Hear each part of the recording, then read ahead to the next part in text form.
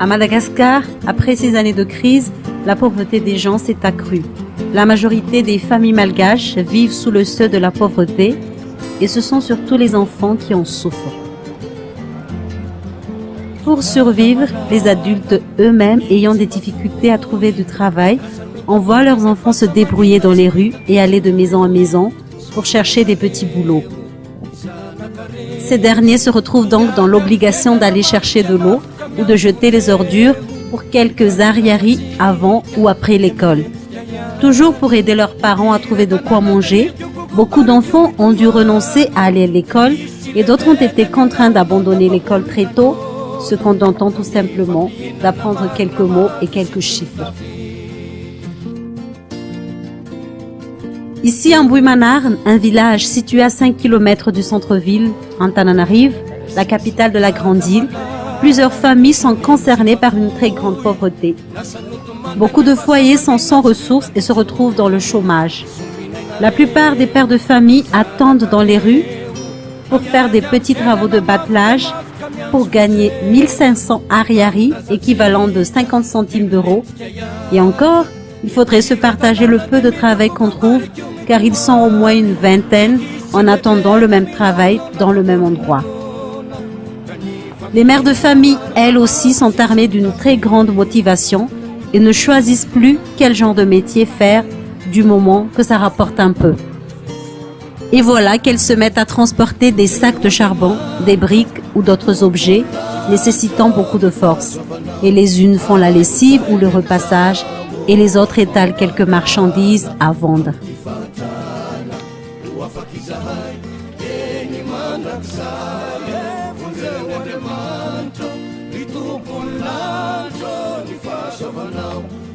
J'ai un petit commerce, je vends des pistaches, des beignets de manioc. J'ai 8 enfants. Un est marié et j'en ai 7 à la maison. Fanir, Francia, Fenshu, Saaz, Soulnien, Francine. L'aîné a 22 ans, le deuxième 20 ans, le troisième 18 ans, le quatrième 15 ans, Soulnien a 12 ans, Saaz a 14 ans et il est orphelin et je m'occupe de lui.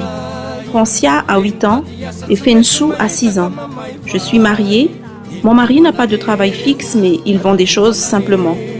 Je lave et je repasse le linge des autres pour avoir de l'argent et pouvoir manger quotidiennement. Je n'arrive pas à tout vendre en une journée, mais ça nous suffit juste pour le déjeuner et le dîner de chaque jour. J'ai certains de mes enfants qui travaillent en tant qu'aide ménagère pour pouvoir nous aider pour le loyer. Nous sommes locataires.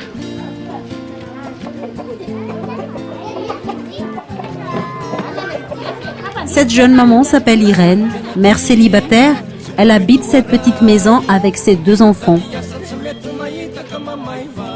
N'ayant pas de travail fixe, c'est tous les jours qu'elle recherche un petit travail à faire dans des maisons voisines, comme faire la lessive, le repassage, et cela pour gagner 3000 ariary, équivalent d'1,10 €, soit le repas d'une journée pour elle et ses 2 enfants.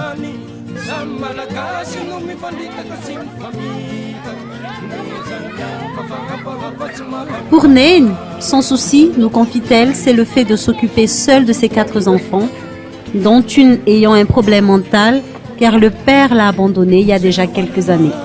La pauvre dame maigrit de jour en jour et est souvent obligée de ne rien manger pour que tous ses enfants n'en manquent pas.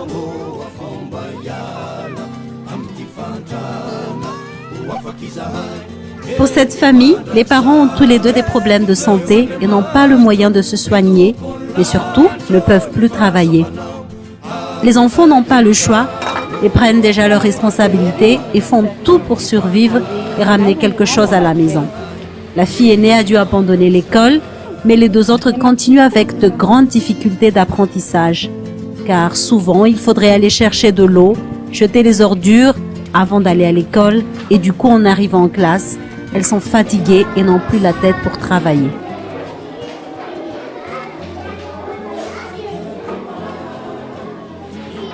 À Madagascar, les écoles publiques accueillent surtout les enfants de couches défavorisées. Ici, l'enseignement est gratuit, mais les frais restent quand même inaccessibles pour beaucoup de familles.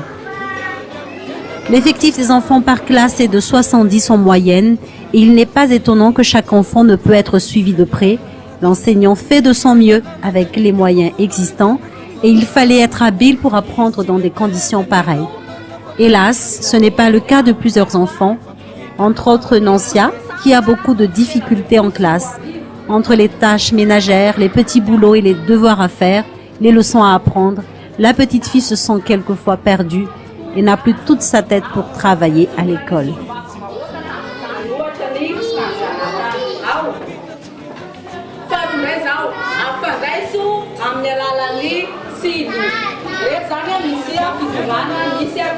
Ce qui explique le très faible niveau scolaire des enfants, c'est tout d'abord le niveau de vie sommaire des enfants dans leur foyer. C'est très difficile car ce sont les enfants qui cherchent du travail pour avoir de l'argent et l'école n'est plus qu'un divertissement pour eux. Ils n'y sont plus concentrés pour accumuler de la connaissance. Leur souci est de savoir s'il y aura de quoi manger chez eux tous les jours. Auparavant, les enfants en classe étaient au nombre de 70 et ce n'est pas du tout évident en tant qu'enseignante de les suivre correctement.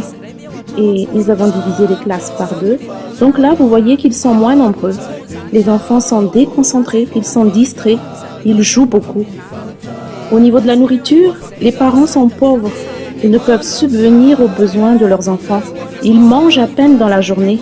La plupart des enfants qui viennent travailler à l'école le matin n'ont pas eu de petit déjeuner. Ils viennent à l'école le ventre vide. Peu mangent du thé et du pain. Nombreux sont les enfants qui ne mangent rien jusqu'à la fin de la journée. C'est aussi l'une des principales raisons de leur très faible niveau à l'école.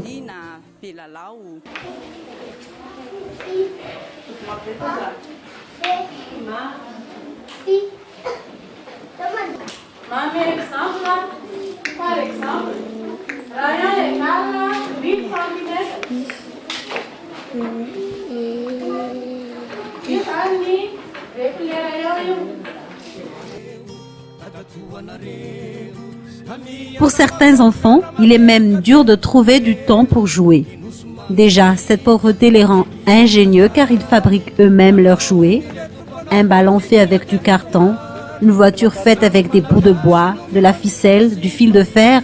Mais encore faut-il trouver du temps pour pouvoir les jouer car il faudrait d'abord s'occuper de la maison ou des frères et sœurs, faire la cuisine pour tout le monde et trouver un peu de temps pour pouvoir enfin jouer avant d'aller à l'école. Pour Naël, sa maman part tous les matins très tôt travailler et son père également. C'est donc elle le responsable de sa petite sœur avec les tâches ménagères. Elle devra en même temps la laver, la coiffer et l'occuper. Quelle responsabilité pour une enfant de 9 ans. Ma mère est commerçante. Mon père est parti travailler. Moi, je suis à la maison. Je range et je cuis le riz. Je garde ma sœur. J'ai le temps de jouer quand j'ai fini toutes mes tâches à la maison. Je vais à l'école publique. Aujourd'hui, je commence à midi.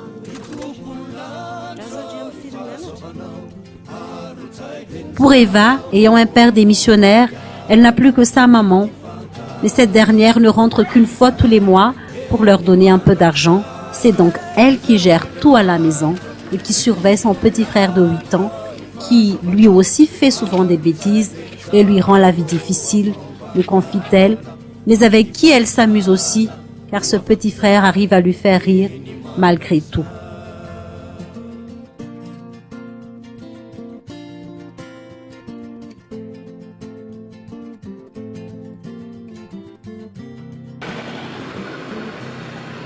Devant ce spectacle écœurant où l'État malgache fait silence et chacun essaie de fermer les yeux pour ne pas voir les souffrances de ses enfants, le Seigneur, dans sa miséricorde et sa grâce immense, a parlé clairement dans un songe en disant de s'intéresser aux pauvres et aux indigents, de nourrir les orphelins.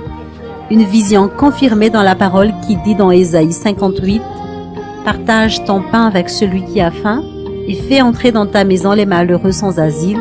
Si tu vois un homme nu, couvre-le et ne te détourne pas de ton semblable. » Et depuis ce jour, le Seigneur lui-même a pourvu pour qu'on puisse donner un repas à ses enfants tous les jours. Chaque midi donc, après ou avant d'aller à l'école, selon le programme des enfants, ils viennent prendre le repas ici à la Maison de la Grâce. Ici, on leur donne des nourritures, mais on les apprend également les règles d'hygiène et tout ce qu'ils n'ont pas pu apprendre chez eux.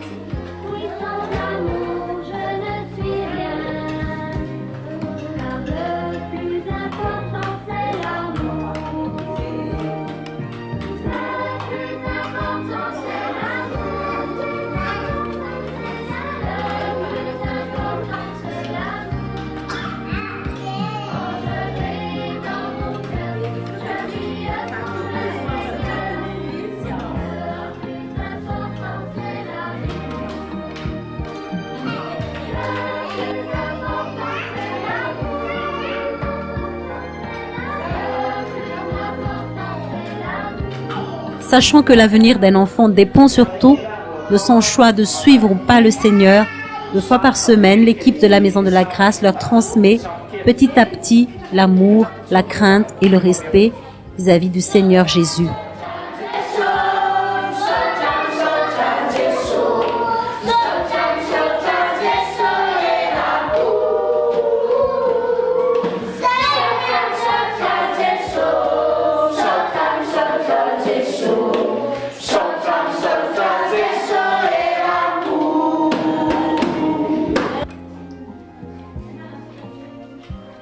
Avec l'équipe, il y a la sœur Voing qui s'occupe du nettoyage et la cuisine pour les enfants.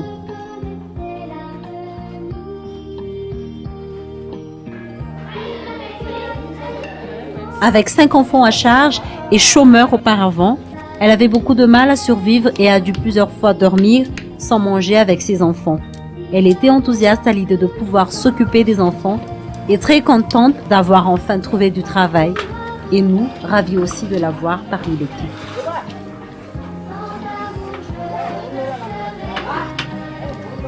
Je suis mariée, j'ai 5 enfants, l'aîné a 12 ans, travaille à l'école publique en T5.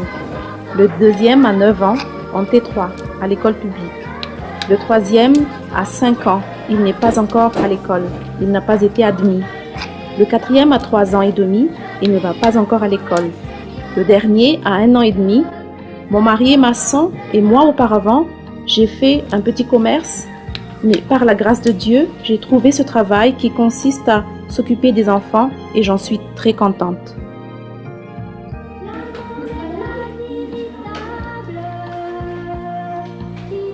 Depuis 1 an et 1 mois maintenant, la Maison de Grâce fonctionne bien par la grâce de Dieu.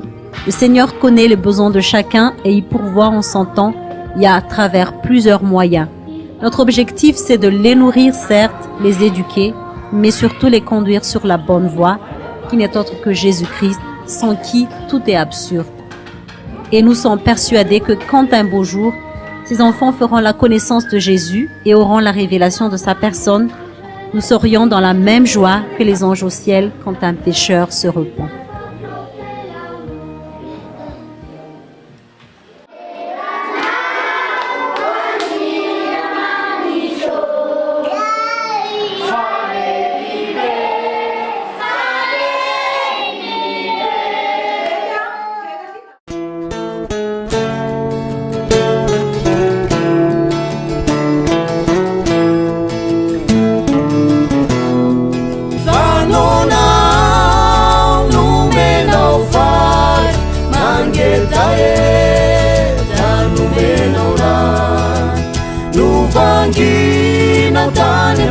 Fiatan Tinitafia Dumenaulawa Senataunau tamren Madin kiren nataunawa